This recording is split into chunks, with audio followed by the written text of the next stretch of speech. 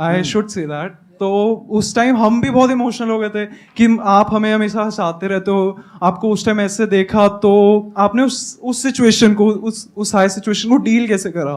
सही बताऊं तो वो टाइम मेरे लिए बहुत बुरा था। ऑनेस्टली वो मेरे लिए काफ़ी बुरा टाइम था, क्योंकि वैसे वाइज आप देखो तो वैसे तो नंबर बढ़ रहे थे, पर दिमागी हालत मेरी नीचे जा रही थी, क्योंकि उसके पीछे का जो स्ट्रेस है, हम लिटरली रोज क्या कहते हैं यूट्यूब के साथ कॉल रख रहे थे और मैं बिल्कुल ही नहीं सो रहा था।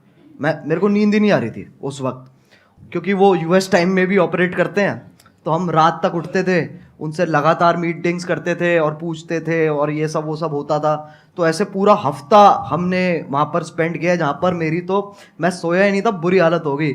तब हमने डिसाइड किया था कि हमें गाना निकालना चाहिए, यलगार, क्योंकि वो ही एक अकेला तरीका था जहाँ पर अगर मैं एक और वीडियो बनाता ना उस वक्त, तो उसके चांसेस थे कि वो भी डाउन हो जाए, क्योंकि कुछ ना कुछ लोग उसमें से ढूंढ के उसके अंदर भी स्ट्राइक मार सकते थे। मैंने कहा गाना एक बहुत ही सेफ ऑप्शन है, जहाँ पर आपको जो मैसेज देना है आप वो भी दे सकते हो, and at the same time वो आपका ओरिजिनल है, तो आपको कोई इंटरफेरेंस नहीं है।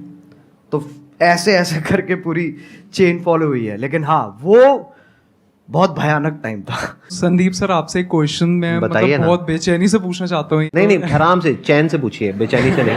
हाँ बताइए सर, सबको पता है आपके मतलब इतने 27 मिलियन सब्सक्राइबर्स हैं यूट्यूब पर। हाँ। तो एक बार मैंने आपकी शायद कल के सेशन के बाद ही मैं जस्ट स्क्रॉल कर रहा था यूट्यूब पर, एंड आपकी एक शॉर्ट आई थी, I guess I am not sure, तो आपने उसमें बोला था कि आपको इतना एड रेवेन्यू जनरेट होता है वो आप रिजेक्ट कर देते हो। तो लाइक मैं वही आपसे पूछना चाहता हूँ कि इतने करोड़ों का आपको मंथली आप वो अर्न कर सकते हो, फिर भी किस विल पावर से आप वो रिजेक्ट कर रहे हो? लाइक एक नॉर्मल पर्सन एज अगर मैं हूँ, मैं थाउजेंड्स भी ना रिजेक्ट करूँ, मनी किसको नहीं चाहिए होती है इस उस पे। तो सर मैं आपसे पूछना चाहता हूँ किस विल पावर से आप कैसे रिजेक्ट कर रहे हो? अभी एक मजेदार बात आपको बताऊं, अभी मैं और कैरी बैठे थे मेरे ऑफिस में, वहां पे कैरी ने मेरे से एग्जैक्टली यही सवाल पूछा, और मेरे को करीबन हम 15 मिनट तक बैठे थे और यही डिस्कशन चला था हमारा पूरा इसी के बारे में। मैं शॉर्ट में बोल देता हूँ, ज्यादा लंबा चौड़ा नहीं।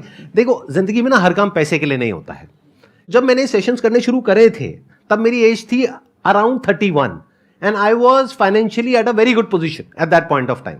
तो पैसा मुझे खुशी नहीं दे रहा था, तो उस टाइम पे there was a kind of a void within, यानी मेरे अंदर एक क्रिएटर था, वैसा क्रिएटर नहीं जैसा आप समझते हो क्रिएटर, मतलब एक ऐसा क्रिएटर था जो एक ऐसी दुनिया बनाना चाहता था जो अभी एग्जिस्ट नहीं करती है। एक ऐसी दुनिया जहां पर के सबके लिए उम्मीद हो, सबके लिए एक पॉजिटिविटी का एक सोर्स हो, सबके लिए कुछ ऐसा हो कि अगर कोई इंसान नीचे गिर रहा है तो वो उसको देखे और वो एकदम से उठ करके खड़ा हो जाए। वहां से मेरी शुरुआत हुई थी। और जब मैंने शुरुआत करी थी 11 साल पहले, अगर आपने मेरा लाइफ चेंजिंग सेमिनार देखा हो जो मैंने त्यागराज स्टेडियम में किया था, जिसपे करीबन 8-10 हजार लोग थे, तो वहीं पे मैंने डिक्लेयर कर दिया था, जिंदगी में कभी भी ना मैं आपसे 1 रुपए लेने वाला हूं, ना 1 रुपए लेने के बारे में सोचने वाला हूं।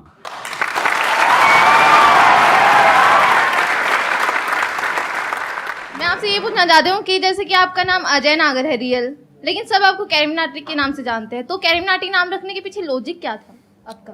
कूल बनना था मुझे, और कोई लॉजिक नहीं था। उस एज में यही होता है, अगर हाँ लिटरली ऐसे होता है। यही होता है उस एज में। ऐसे जब पहले जब होते थे ना, तो लोग कहते थे ये पता नहीं कौन है, ये अंग्रेजी नाम क्या है। फिर जाके देखते थे, कहते बहुत जोर से हिंदी पेल रखी है उसके अंदर, कहते नाम है तरीका है, ये विदेशी नाम रख के तुम देसी हरकतें करो।